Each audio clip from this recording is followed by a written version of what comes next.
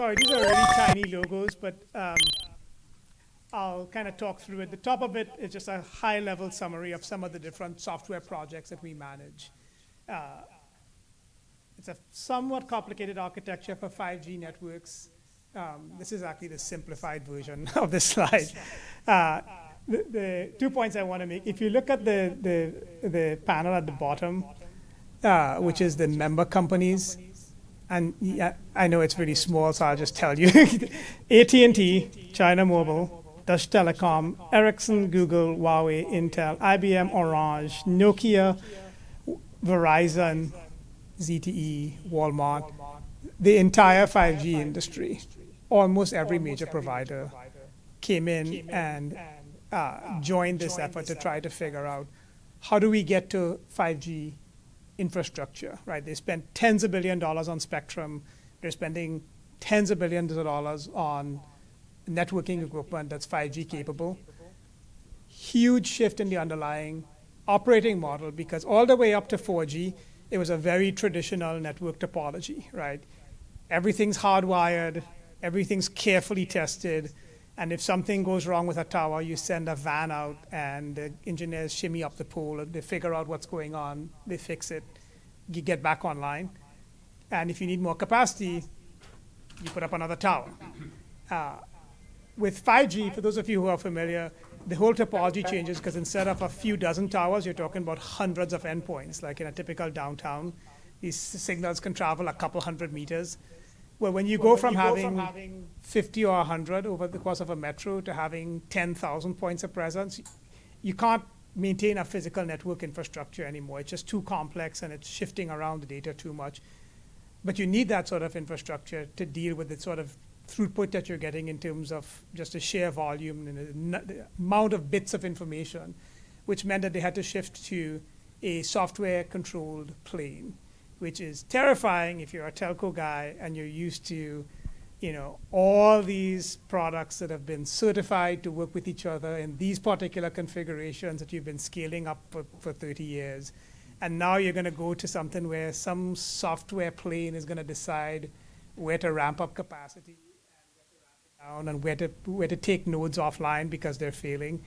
It was a huge, not just an engineering challenge, a cultural challenge for these organizations to go from really tight control, tightly coupled, highly engineered, highly spec'd, highly certified products to a fairly wide open network that is flexible. Now, they had a really strong reason to get there because everybody was rushing for the doors on this, right? The customers want more bandwidth. This is the only way to get more bandwidth. And first to market advantages, and you've seen the TV ads, everybody touting that they have 5G. But it's happened in a relatively short period of time, right? Over the course of about 4 years, that whole industry from very wed to a traditional way of managing their network to deploying a dramatically different network topology that was very much software-powered, flexible, interoperable, and a very rich vendor ecosystem, right? So some of the names on here, like Tech Mahindra, Ackley vendors that got involved. They are Back to the earlier point that shared tech. Oh, here's Shuli. Hey, Shuli. Can you hear us? Yeah, it's magic. It's It's the magic. magic Automatically of have. 5G. Shuli is the head of LF Energy and was supposed to be sitting right next to me. So sorry. Couldn't travel. But welcome, Shuli. We were just doing some talking a little bit. Well, you can probably see the slides. We were starting to talk through some of the use cases, but I might stop talking for a second and let you introduce yourself and maybe a little summary of the LF Energy journey. I think you could keep going. I think we're still trying to figure out. I can't see the slides, and I don't know.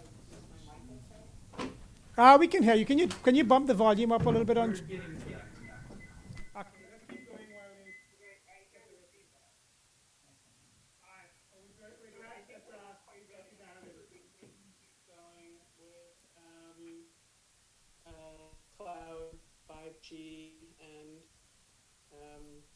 guess, the motion picture industry. Yeah, we were just talking through the 5G case study now. You can play along. Well, can you all hear me? Yeah. Great. I am so sorry to put you all through. You finally get to an event where you're physically in person and one of the presenters can't show up. But I am really excited that we're to do this, and I've heard some of what Clyde has shared. So I welcome you on this very first moment of the Z-Prime conference. I don't know how many of you have heard about LF Energy, but before you kind of go into that, and you have to tell me if the value of what I'm saying, like that the sound is good enough, that it's not too distracting. Is it okay, Clyde? You're good, yeah. Okay. So we're pushing the bounds of what people have done, although I imagine that the farther out we get into climate mitigation and carbon, we're going to have to figure these things out, how to be both remote and in person. So Clyde and I were talking about what was the best way to talk to energy folks, and LF Energy has been around for a while, but we've mostly been focused in Europe, and we've had great uptake. We just did a momentum release today with 19 new members, and that what has been great about what we've done in the last 3 or 4 years is that we have increased our projects to 18 open source projects and well over, I think, 64 members at this point. And so the examples that Clyde showed you are from other industries, and telecommunications is probably 5G is probably about 5 or 6 years ahead of energy and open source, but we can kind of see the footprint, like where are we going? How are we going to get there? And we can also learn a lot from cloud. Cloud was an idea 13 years ago or 15 years ago, and now it's pretty much ubiquitous. And part of what made the Linux Foundation, so kind of obvious as ground zero for the shared parts, the interoperable parts, the vendor neutral parts of the future power system is the history of, the DNA that exists in all of these projects and the shared services group that exists in the background that really allows us to, it's not just put up something on GitHub, but actually also have the community, the support, the security, the training, the certification, the conformance, all the things that you need to be able to take something from an idea to making it into a reality. So LF Energy, really are, if you were to look at our title slide, Clyde, providing a 21st century plan of action to decarbonize through open source, open frameworks, reference architectures, and the support ecosystem of complementary projects. And the reason why we left it that open is that, I think all of you know, 75% of the carbon that needs to be removed is in our power systems and in transportation and buildings. And so what we have found is that, we started with power systems. We just did a few projects. We have Everest which is kind of like the Apache web server for charging infrastructure. We just adopted a new project that's called OCPP Cloud Connector that will enable fleet management and fleet control of charging infrastructure. And then the built environment. And some of that, where I think that we're at with that right now is we just launched a project called SAM, which stands for Super Advanced Meter. and it is an open source reference design for an open hardware and open software stack for meters. It's being driven by the Netherlands. They have to replace all 20 million of their meters. And their interest was not to actually have it be proprietary, but to really push the bounds of kind of commodity hardware and software that allows for actual scaling and decreases cost, but increases the ability of a distribution utility to be able to interact with the head-end meter as an access point to buildings. And so that project was launched, and so we can see that the projects have changed over time and that we're increasing in our portfolio. So we're sticking to decarbonization. These are our, if you go to the next slide, Clyde, these are our members. Google recently just joined, and we had a whole onboarding of a lot of the carbon companies because, you know, and I think this is a longer term conversation, and I wish I was there in person to have it with you. But you know, we've got a bit of a garbage in, garbage out problem around carbon tracking, and so there was this very strong feeling that part of what we needed to do was actually define both the customer data, kind of what is the semantic ontology. What is the data dictionary? What is the usage request? What is the consent requirements? And then the power system mix. And that as we get clear about those, like with the granular certificates from Energy Tag, that we're beginning to define the data infrastructure that is going to help scale decarbonization. So there's been a lot of different sort of shifts in our community, and our community is growing. And so while I sleep in California and I work a lot in Europe, I am also 50% Texan. And I am a blue-blooded or red-blooded American.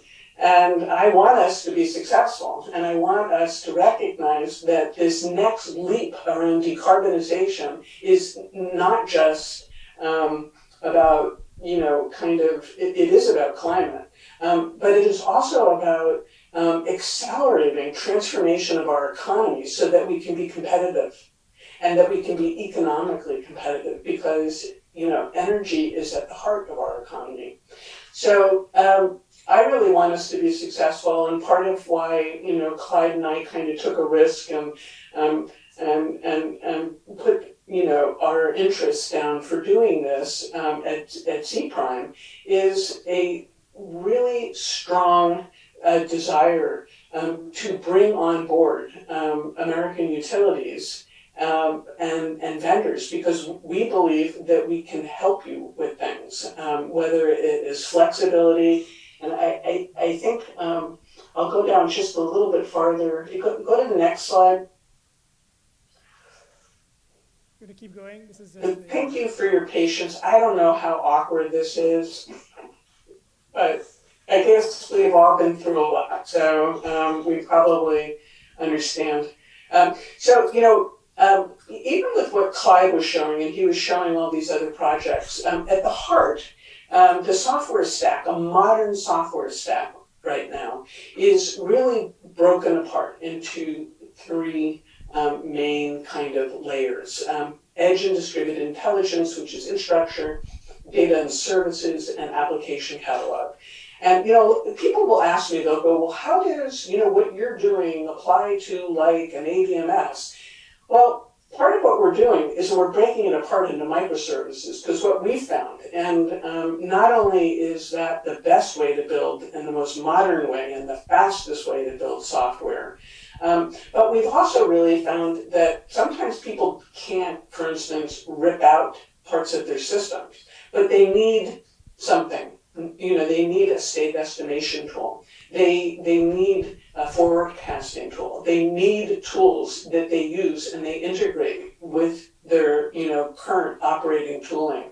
There is not going to be one plan, and there's not going to be one size that fits all. So what we want to be able to do is to really be able to provide hundreds of projects that people can come and take and pull off, GitHub, be part of a community, be engaged and energized to be able to build those parts out and to be able to do this together. Next slide. Or no, you're at the stack slide? Yes, I skipped ahead to the one with the actual project. You skipped ahead. Okay. So, just to kind of give you, all of this is vendor neutral, and it's been really important to be able to bring on, both the OEMs like GE and Hitachi Energy. I've put a lot of time and energy into helping them build their open source capacity.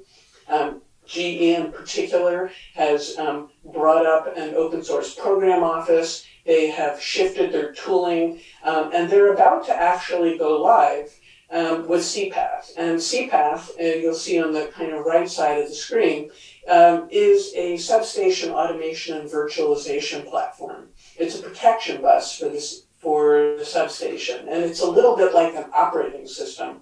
It is extremely well engineered, and it's really going to be consequential in the ability of utilities to onboard heaps and gobs of renewable energy, where there's going to be just a tsunami of data flowing through the substation that they're going to have to be able to manage and work with. So this is just starting to be tested in the field. It's like you have to be very humble with this, which is we are really skating to where the puck is going to be, as opposed to that, we are not fighting over where things are right now. But we want to give you the tools that you need to be able to do what you do and to be able to bring your vendors on board. So, whether it's, an Endra or an IBM or it's, Azure. I just got a text today that Microsoft is actually going to go through our whole stack and make them Azure ready.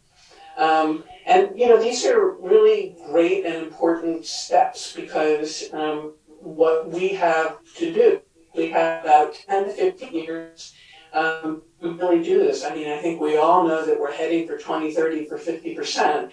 And I think that to a large degree, that's going to be brute industrial strength.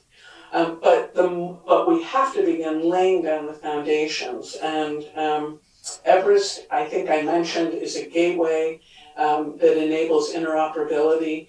We are really thrilled about this project. Open Leader is an open source, collaboratively developed open ADR. We have done this with the Open ADR Alliance. We are really committed to being able to not keep repeating working on the low level kind of plumbing when we really have so much work to do. IP is a DC microgrid. It was contributed by Sony, but it has now been taken over by Aachen and Eaton, and they are driving it really for I think the two main microgrid use cases are going to be data centers and charging infrastructure. And so they are working on that. And then Fledge Power is really something I think is an amazing project. We collaborated with LF Edge, which is another project. It's a sub-project in the LF networking. And Fledge, which stands for Fog Lamp Edge, and was, I think, pretty much driven by Dell and VMware and a number of others, is an industrial kind of gateway for IoT. And the engineers at Oleander, which is a distribution utility in the Netherlands, and a utility RTE, a French transmission system operator, have added 61850 to this. And there are a series of other protocols. I think they're going to add DMP3 too. But what this is going to allow is, for instance, RTE and Allian are using this for all of their sensor listening on their networks. And that is going to allow all that data to come in. And what we want is to have vendors be able to pick them up, utilities to pick them up, and to keep really building these things in order to enable this real data infrastructure. Shuri, a couple of points I would add. Please. One is we're in a very fortunate position to be able to connect the dots across different areas of technology, right? So we've got the Cloud Native Foundation, which we saw a slide on, that has all the big cloud providers, talking to Shuri's group about what are the implications, right, for ultra high bandwidth when you're communicating real-time data. The Linux Foundation networking group, which is what powers the 5G stack. Its subgroup, which is LF Edge, which is thinking about edge computing, input, output at the edge, which obviously in a distributed network there's going to be a ton of that. There's a lot of sharing across the sub-modules where there's interesting points of connection, which is super useful because Shuri can call Arpit from Edge and say, hey, Arpit, we're starting to get further into Fledge, like what's the right subgroup to bring together. So there's some good returns to scale that allows this industry to reach out and connect to other parts of the technology stack that you're going to be working with, right? This is part of the new ecosystem. The second is quite a lot of empty holes on that chart still, right? There's a lot of room for more collaboration and for sort of filling the gaps. And if you compare this to like the cloud chart where there was hundreds of projects, there's still plenty of areas where we could use more collaboration, where we could use contributions to fill in the gaps, because as a general rule, as with all things cloud, the more modular you make it, the more interoperable, the easier to get to interoperability, because you have smaller points of dependency, right? That you can plug things into just a specific piece of it, which is super useful because, as Shuri was saying, you're never going to drop all your existing infrastructure on day one. You're going to keep using the existing infrastructure. It's a matter of how you layer the new stuff in. And having this kind of modular framework allows you to evolve your network in such a way that you're picking pieces and you're adding them in. It's not a day one cutover where you roll out an entire new architecture. That's just not practical, or nobody's going to do that, right? They're going to evolve. Everybody's going to evolve their way in, and having these kind of modular services helps that, because every industry, every company can pick their own path, right? There's not going to be a prescribed path that says do this, do this, do this. Every organization is going to have to figure out what's the right step for them, given their business model, given their financial and technical constraints, given the pressures they're under in their own sort of regulatory environment. This sort of microservice architecture allows you to build your own path to the future without having, instead of waiting for a fully baked solution to kind of show up at your door and pitch you on it. It's going to create the most realistic way of how to get kind of from here to there when you can pick the pieces out.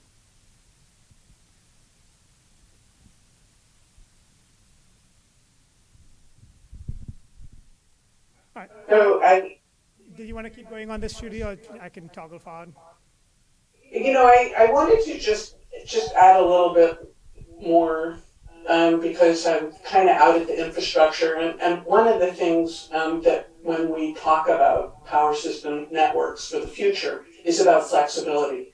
And so there are a couple of projects that I want to draw your attention to because I know that you're all thinking about it. And then I realized that there's probably a conversation that needs to be had about, if you are going to chart an open source path and, vendor neutral interoperable path, what are the kinds of things that you need to be doing with regards to building the strategy and the internal capacity? So bear with me just for a couple of more minutes. All of this is on our website, so you can see it. But shapeshifter, flex measures, are both coming in from the Netherlands, and it is how the Netherlands and Germany and parts of the UK are actually managing flexibility. Shapeshifter is a congestion management tool, and it actually helps you shape what the load profile of the network that you're managing. And flex measures actually works more with be able to kind of aggregate things into virtual power plants or avoided energy. And then OpenE meter, which many of you have probably heard something about, has really evolved a lot in the last few years, and there are a few other tools that work with it that actually allowed you to roll up kind of avoided energy and then helps you with the settlement of that.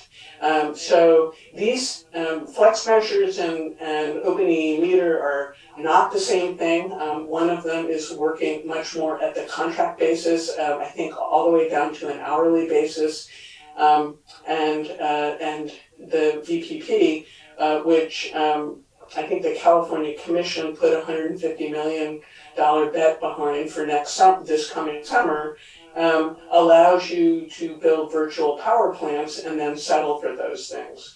So there's a lot in here.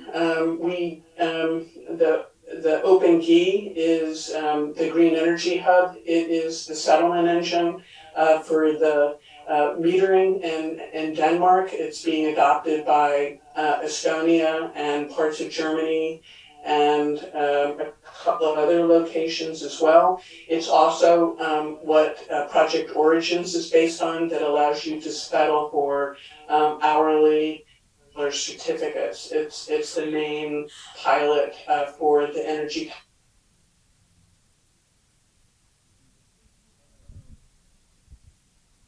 Oopsie, there you go.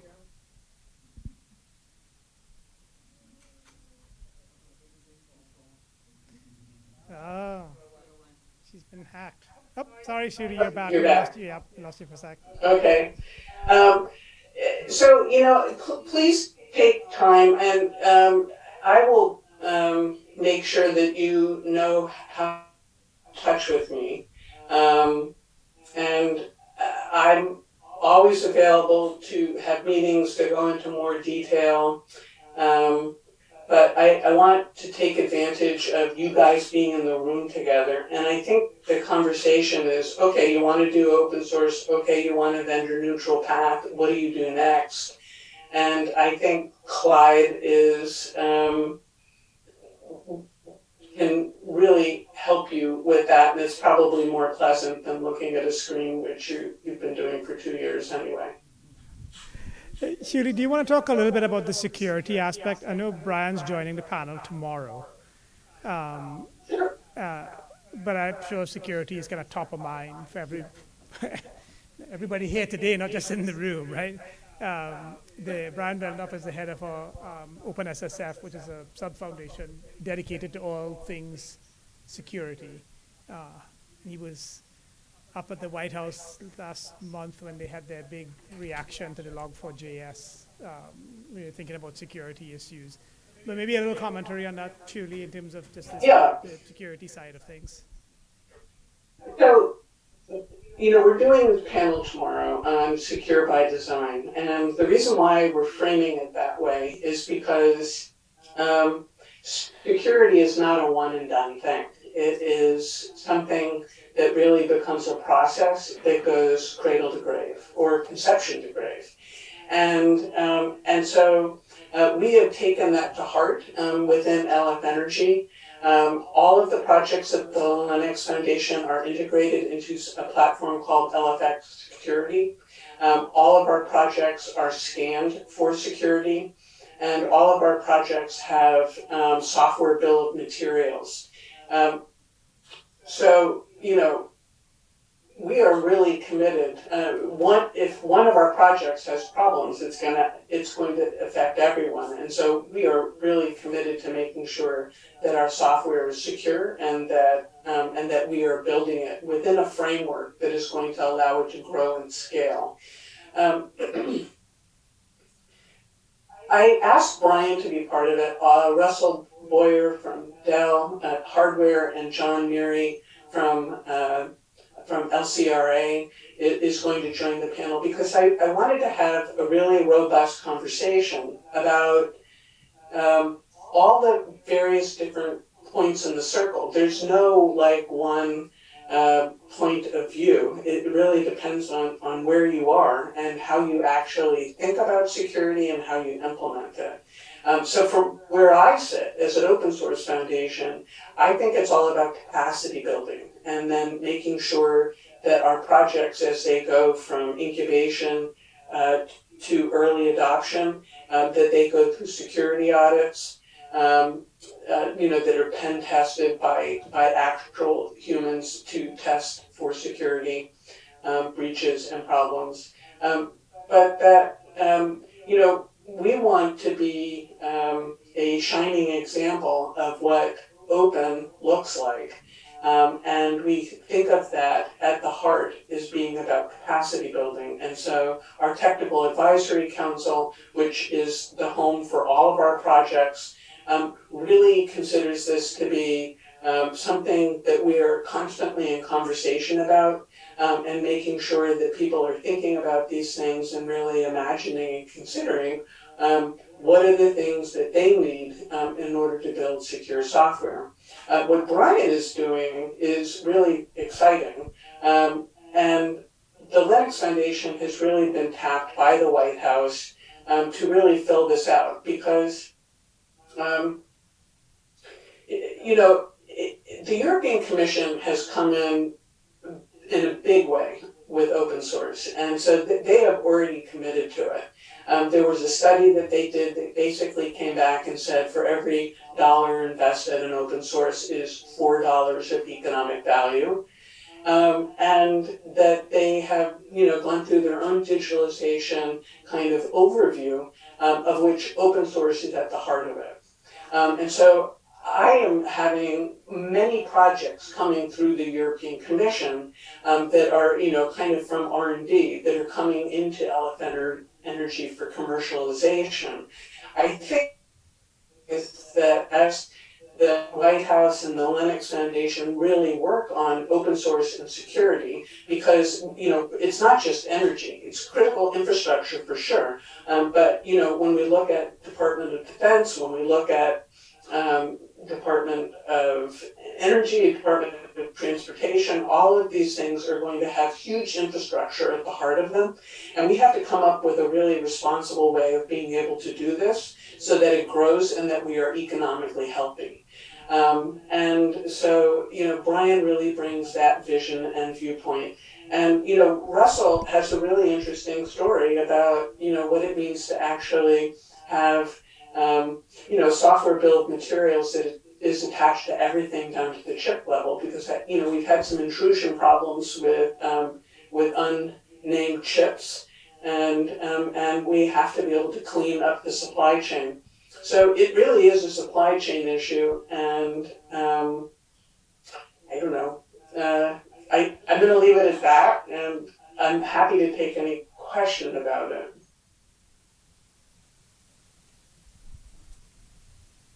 So in a nod to the young folks, we have a listicle of sort of our top 5 things.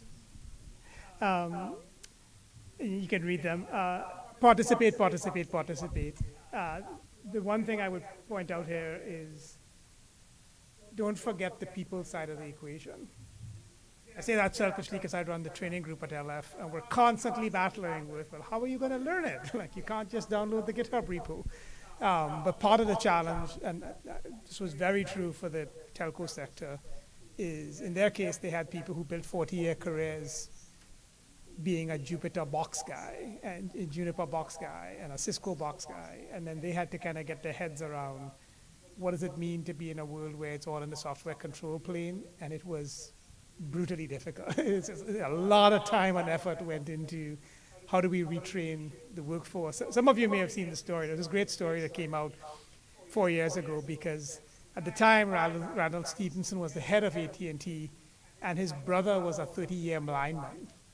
And they had these articles talking to them about this very different perspective of what it's like to be a 30-year veteran at the trenches working on infrastructure versus Randall and the CEO suite talking about software defined. I think it really captured sort of the conundrum, right? Of you got to have your workforce come with you because ultimately they're going to be the ones rolling out the stuff, deploying it, maintaining it, helping you get your reliability, keep your reliability where it needs to be. But it often doesn't get thought of until as an afterthought. It can't be an afterthought. Thinking about your talent training and your culture change program is critical when you're dealing with something of the size and scale of what you all are going to be dealing with. Sorry, you had a question. Yes, a general question on the utility side of things. How, I'm Hala Balouz, CEO of Electric Power Engineers. On the utility side of things, which is most critical, and I think about that day and night, how far do you think we are from, well, maybe let me turn the question on its side.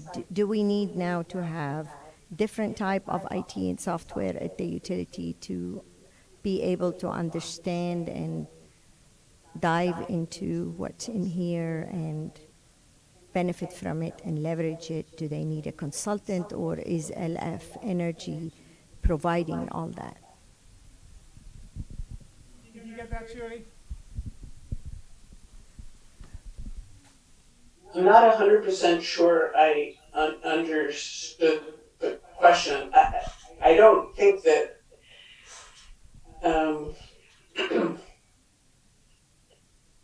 LF Energy is like an ecosystem. I talk a lot to people that, I'm a gardener. And so what I want to be able to do is make sure that there's soil and water and sun and, pest removal. And that leads to a bountiful harvest. So that's how we focus, is really looking at the things, I might refer to it as sticking to my knitting or blocking and tackling or skating to where the puck is going to be.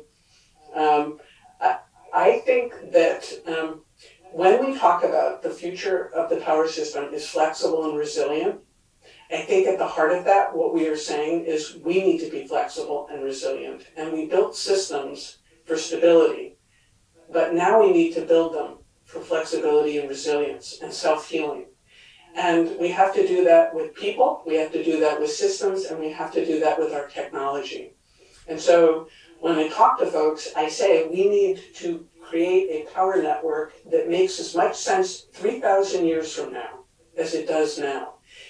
And that may seem absolutely overly ambitious, but I think that if we get it right, that we can move from having these monolithic platforms that are owned by one vendor and they create 50-year lock-in to actually creating a series of services and software and ways of actually conceiving about how you build a power network that is really actually not all that different than how we manage the internet. When we think about what the internet was like in the mid-1990s, it was very, we didn't have the infrastructure that we have now. But at the heart of that, is open source and is very kind of modular blocks that have enabled it to scale and to grow and to stay resilient and flexible and self-healing. So I think the same thing is true for utilities. It's possible that the most difficult thing we have to do right now is change ourselves. We have to change our culture and create cultures that move at the speed of the urgency and the speed of the technology.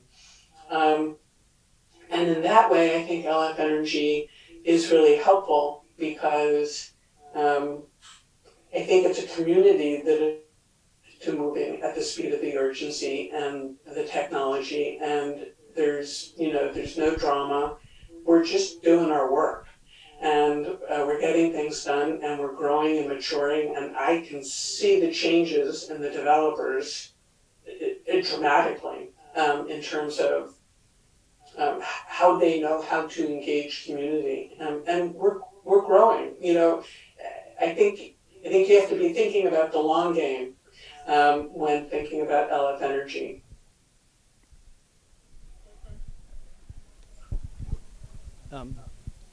So I am a consultant, so I'm not trying to sell you a service here.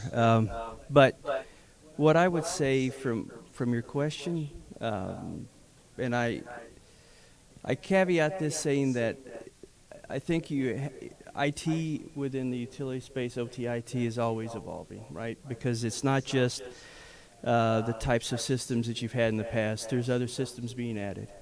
And what LF provides, from my point of view, is a framework and an ecosystem that says, here's how everybody can play together. And I think it's incumbent upon the utilities to push back on their vendors to say, how are you interoperable? To leverage these type of frameworks or this ecosystem to drive that. Because I don't think it makes sense for the utility to veer off and completely build up an IT staff that's going to build everything off of the components. Doesn't mean that they can't build off some components, because there are pieces that they can do, but they should be pushing back into the vendors and saying, you need to develop this so that I can put another vendor in right beside you, and that should be explicit, right? I just don't want my question to be taken that I don't believe in this. Actually, 10 years ago, I said, and part of my consulting, and I have a software business, I said we need to go to distributed solutions. And part of my effort to help utilities is consulting plus software. So to what you just said, all of you, that the consulting piece, the processes piece, is a difficult one too. And we need, so I was really literally asking, does LF Energy help in the consulting, or let's say the process change piece and the people change piece? And if not, we need more of that. I'm doing that on a scale of, 1 over 10 million.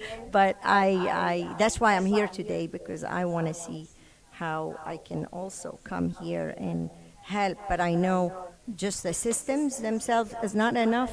Like everything else, it's the people. So the people, this process. Totally agree. Yeah, and there's a couple pieces we do, right? So we have something called a to-do group, which is a group of practitioners. It's called Talk Openly, Do Openly, who run open source offices. And they get together and talk very candidly about their challenges and how they structure themselves, kind of given, their particular kind of organizational design principles. And so we make that available. We do things like my group does with training to try to make sure people understand the technologies and can use them. But for the most part, what we're trying to do is get a rich vendor ecosystem so that you have partners you can go to and say, hey, I may have an engineering team and they may be comfortable implementing Everest, but I need your help with everything else. And the answer is different for every utility, right, as to what the mix of in-house skills is. Certainly recruiting software engineers is hard right now. And so figuring out what that mix looks like. I'm going to come get you.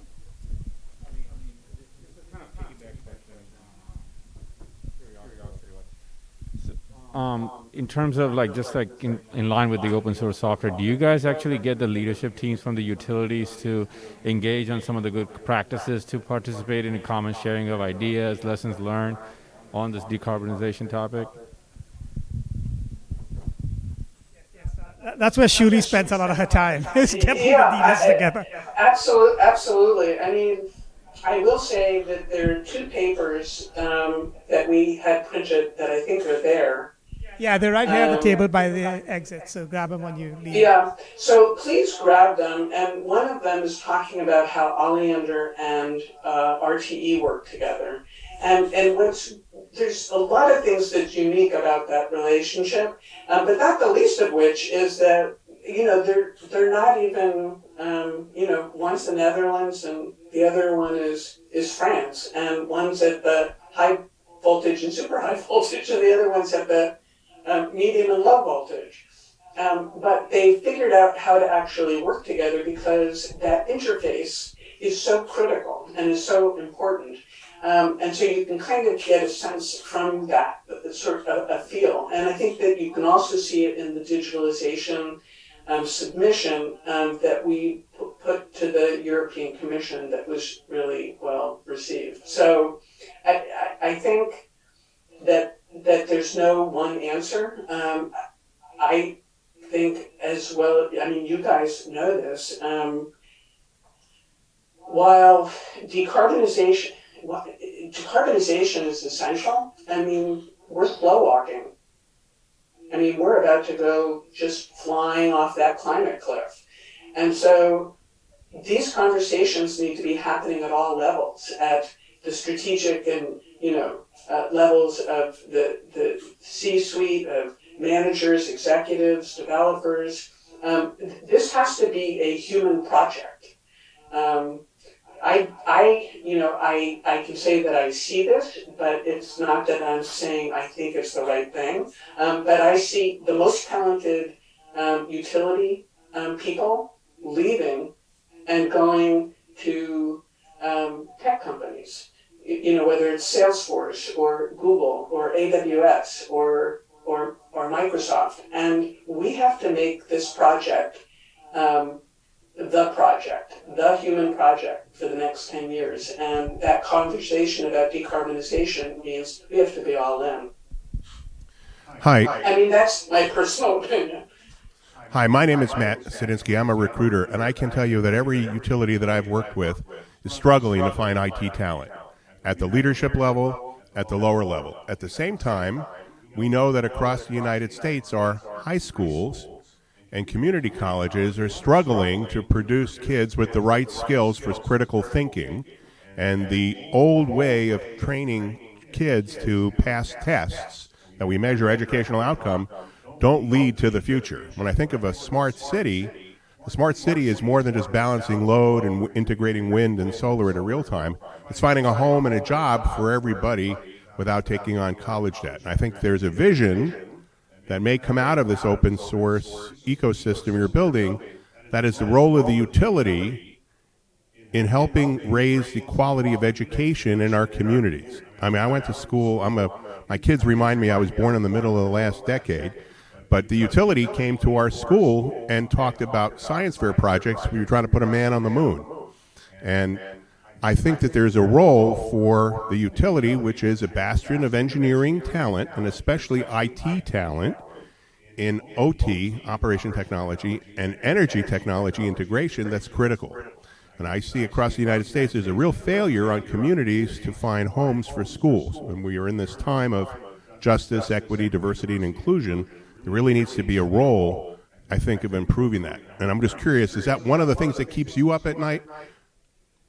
The lack of talent in this area? Absolutely. It is my number one. It's like a pinhole. we need to at least get a good straw in there. And that's the reason why Clyde and I are doing this. And Clyde, I really would like it if you would talk about what it means to really be thinking about this, as not as a recruiting problem, but as a training problem, because we have had this conversation many times. I think it's maybe even more than a training problem. It's the whole schools, like utilities, do many things well. Adapting to change isn't one of them. Yeah. I'm just mindful of the time, Shruti, because we can hear the noise in the corridor for everybody who needs coffee. So we might shut down the Zoom. I'll invite you to stay if you want to keep chatting. We could definitely. My mantra for people is you can't buy talent, you have to build it. There's no way. Like LinkedIn is not going to save you because they're leaving out the back as fast as you're pulling them in the front. And if you think you have a hard time, the Air Force guy, the reason he came to our cloud conference is imagine trying to go to our software developers. Say, come to the Air Force and do software development. It'll be amazing. It is a core challenge when we get to these more technically advanced functions. All right, Judy, I'm going to turn off the mic. We're going to shut down the Zoom, and we're going to do kind of hallway traffic. So let me just write something down. If you write down meetme.so/Shuli Goodman, you can get a meeting with me, and I welcome having a conversation with you, and just being a thought partner with you, wherever you're at. Very cool. Thanks, Shuli. Thank you.